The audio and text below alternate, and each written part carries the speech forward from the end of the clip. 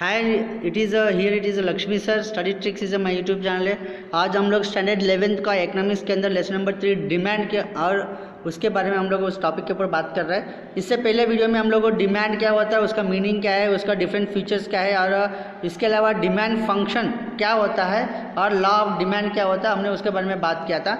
आज हम लोग exception of law of demand के बारे में हम लोग बात कर रहे हैं और इट में भी है जो चेंजेस इन डिमांड के बारे में भी आज हम लोग बात करेंगे।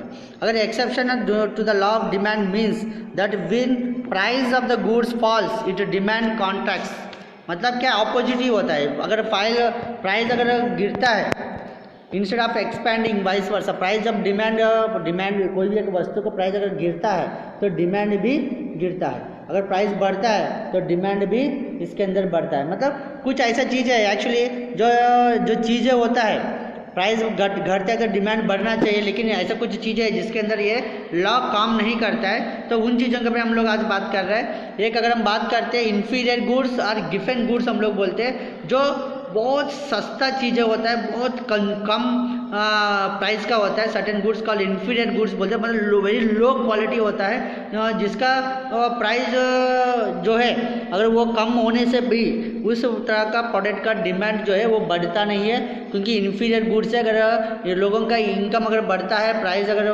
बढ़ने से उसका कुछ ज़्यादा फर्क नहीं पड़ेगा। अगर इनकम बढ़ता है तो ये इन्फीरियर गुड्स से वो लोग लेना भी बंद करके दूसरा सामान भी वो लोग ले सकते हैं। तो इधर प्राइस अगर घटता है तो डिमांड भी कुछ ज़्यादा इफेक्ट इधर अपन को देखने के लिए नहीं मिलेगा। ऐसे ही goods having prestigious value, prestigious value मतलब क्या, स्टेटस सिंबल बोलते हैं। अमीर लोग बोलते हैं ये मेरा स्टेटस सिंबल है, ये लेने से मेरे को मेरा नाम लोगों की नज़र में मेरा नाम आएगा, मेरा नाम बढ़ेगा।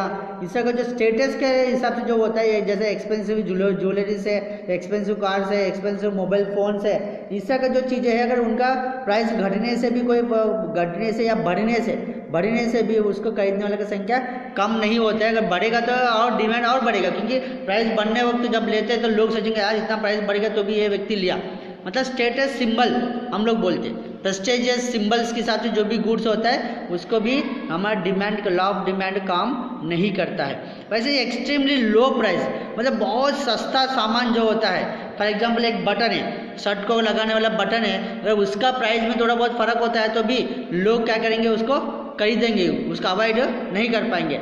इवन पिन से अब 50 पैसे में मिल रहा है, 1 रुपये में मिलता है तो भी लोग वो खरीदेंगे, क्योंकि ऐसा एकदम सस्ता चीज़ जो होता है उसका प्राइस में या उसका डिमांड की वजह से कोई भी फ़र्क अपन को देखने के लिए नहीं मिलेगा। वैसे कुछ स्पेशल प्रेफरेंशियल पर्सन्स होते हैं, नेसेसरी ऑफ लाइफ्स होता है, ज़िंदगी के ज़रूरी सामान होता है, उसका भी अगर प्राइसेस में फ़र्क होता है तो उसका डिमांड में किसी तरह का भी चेंजेस अपन को देखने के लिए नहीं मिलेगा। अगर चेंज इन इनकम, अगर इनकम में बदलाव आता है, इनकम में अगर बढ़ गया, इनकम बढ़ने की वजह से अगर प्राइसेस बढ़ता है तो भी लोग इनकम ज़्यादा होने की वजह से उसको खरीदेंगे। मतलब कुछ ऐसा सिचुएशंस है जहाँ पे लॉ ऑफ डिमांड अपन को काम नहीं करता है, उस तरह का सिचुएशन को ही हम लोग exception of law of demand हम लोग बोलते हैं। इसके बाद हम बात करते हैं expansion and construction of demand. Expansion of demand means क्या होता है, when quantity of demand is more because of the fall in price of A product. अगर प्राइस में अगर घटोती हो जाता है जिसकी वजह से demand of the product expand होता है, मतलब बढ़ जाता है, लोग खरीदने वाले की संख्या बढ़ जाता है। अब लॉ ऑफ डिमांड के बारे में हम लोग बात करें, जब प्राइस घटता है तो डिमांड ऑटोमेटिकली बढ़ता है, डिमांड जब बढ़ता है तो ऑटोमेटिकली क्या होगा, लोग खरीदने वाले की संख्या ज़्यादा होता है, जिसको हम लोग बोलते हैं एक्सपेंशन ऑफ डिमांड। वैसे ही कॉन्ट्रैक्शन ऑफ डिमांड मतलब जहाँ पे price of a quantity demand is less due to rise in the price, मतलब जब प्राइस बढ़ता है तो ऑटोमेटिकली क्या होता है, उसका डिमांड घटता है, उसको हम बोलते हैं कॉन्ट्रैक्शन ऑफ डिमांड। मतलब expansion and contraction of demand हम लोगों एक कर्व के रूप में भी हम लोग इसके अंदर बता सकते हैं। एक्सपेंशन ऑफ डिमांड मतलब जब प्राइस घटता है तो डिमांड बढ़ता है, जब प्राइस बढ़ता है तो डिमांड घटता है, इसको ही हम लोग एक्सपेंशन कॉन्ट्रैक्शन ऑफ डिमांड बोलते हैं। अगर इसको मैप के द्वारा अगर हम देखा जाएगा तो इधर प्राइस है, इस साइड पे डिमांड है।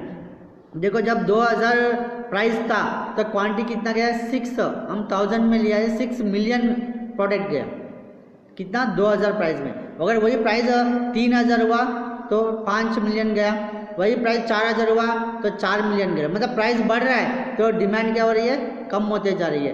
प्राइस अगर हम रिवर्स लेते हैं, 4000 के समय पे प्राइस 4000 था तो 4 मिलियन, 3000 हुआ तो 5 मिलियन, 2000 हुआ तो 6 मिलियन। मतलब जब प्राइस बढ़ता जा रहा है तो सप्लाई पीछे आ रही है, मतलब कम होते जा रही है। जब प्राइस हम उसी को अगर रिवर्स करेंगे घटते जाएगा तो डिमांड बढ़ते जा रही है। इसी को हम लोग प्राइस के वजह से एक्सटेंशन और कॉन्ट्रैक्शन ऑफ डिमांड हम लोग बोलते हैं। और ये अगर हम देखा जाएगा तो प्राइस बढ़ेगा तो demand will be move to right side, और प्राइस घटेगा व्हेन प्राइस बढ़ेगा demand will be move to left side, and when price घटेगा तो demand will be move to right side. इसी को हम लोग जो राइट साइड मूव हो रही है उसको हम एक्सटेंशन ऑफ डिमांड बोलते हैं। वैसे अगर लेफ्ट साइड अप साइड पे जो जा रही है उसको हम बोलते हैं contraction of demand.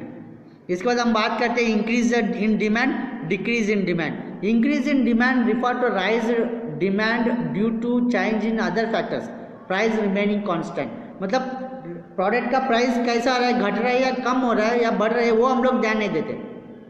Increase decreasing में प्राइस को हम लोग ध्यान नहीं देते, बाकी चीज़ें मतलब अल्टरनेटिव गुड्स का प्राइस है, सप्लीमेंट्री गुड्स का प्राइस है, कंज्यूमर का इनकम बढ़ रही है, ये अदर जो फैक्टर्स है उसमें बदलाव होने की वजह से, अदर फैक्टर्स में बदलाव होने की वजह से डिमांड में जो चेंजेस आता है उसको हम लोग increase in demand, decrease in demand हम लोग बोलते हैं। अगर ये भी अगर हम लोग देखा जाएगा तो प्राइजेस में कोई भी इफेक्ट नहीं है। हमने लिखा P1 मतलब प्राइस होता है, प्राइस इज ए कांस्टेंट, इसलिए वो एक ही लाइन है। लेकिन अदर फैक्टर्स में जब बदलाव आ रही है, पहले अगर हम लोग डिमांड Q1 पे मतलब D1 पे डिमांड था, प्राइजेस में कांस्टेंट रखा है, लेकिन अदर फैक्टर्स अगर हम देखा जाएगा तो डिमांड क्या हो गया, D3 हो गया। मतलब कहाँ पे हो गया, shift to demand less in demand at each market price. Market price से कंपेयर कर दो D3 शिफ्ट टू Q3 में, D3 में शिफ्ट हो गया वो, D1 से D2 मतलब शिफ्ट टू लेफ्ट साइड। वैसे अगर अदर फैक्टर्स में इंक्रीज या डिक्रीज होने की वजह से डिमांड अगर इंक्रीज होता है तो उसको हम बोलते हैं इंक्रीज इन डिमांड।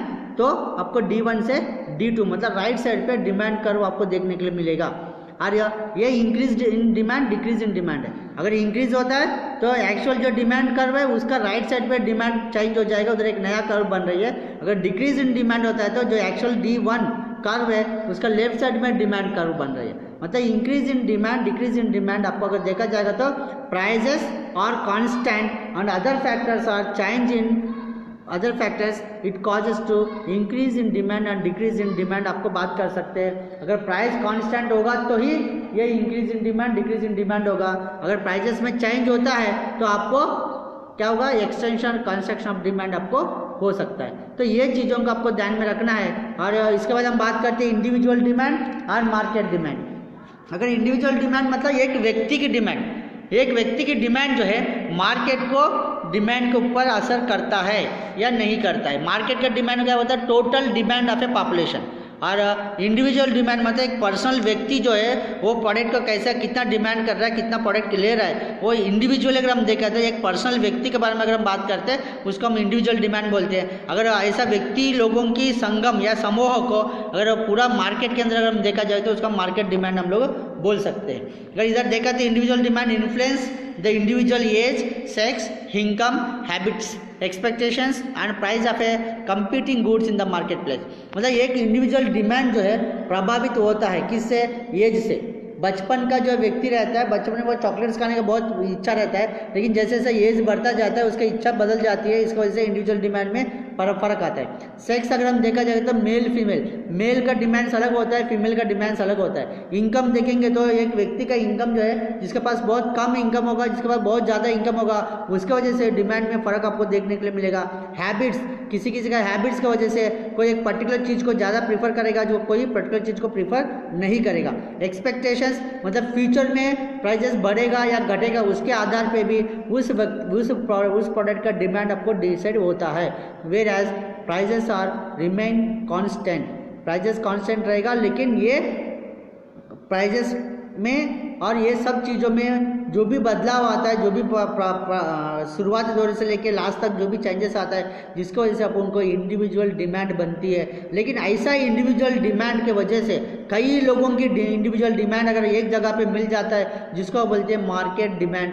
और मार्केट डिमांड अगर हम देखा तो ब्रॉड स्केल में test, habit, expectation of a community आपको देखने के लिए मिलेगा। इंडिविजुअल में एक व्यक्ति की डिमांड देखने के लिए मिलेगा, मार्केट में ऐसा कई लोगों की, कई कम्युनिटी की लोगों की एक साथ में उनका टेस्ट, उनका हैबिट, उनका एक्सपेक्टेशन का डिमांड आपको मार्केट में देखने के लिए मिलेगा। यही चीज़ अगर हम लोग एक मैप के द्वारा देखा जाए तो कंज्यूमर 1, कंज्यूमर 2 आपका बुक में ABCD ऐसा तीन लोग दिया है इंडिविजुअल डिमांड के लिए ABC लिया हुआ है। हम लोग मैप में इधर ले रहे हैं consumer 1 consumer 2।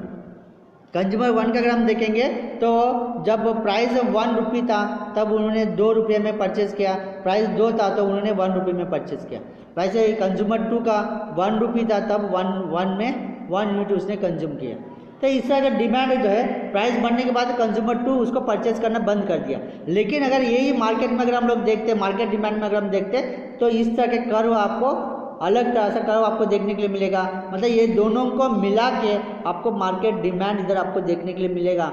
Market demand is will be mostly not influenced by an individual demand. एक व्यक्ति का डिमांड की वजह से मार्केट में कुछ ज़्यादा फर्क अपन को देखने के लिए नहीं मिलेगा। और कल हम लोग बात करते हैं इलास्टिसिटी ऑफ डिमांड, मतलब टाइप्स ऑफ डिमांड्स हम लोग कल बात करते हैं। जैसे 5 टाइप्स ऑफ डिमांड्स है वो डिमांड्स के बारे में हम लोग कल बात करते हैं।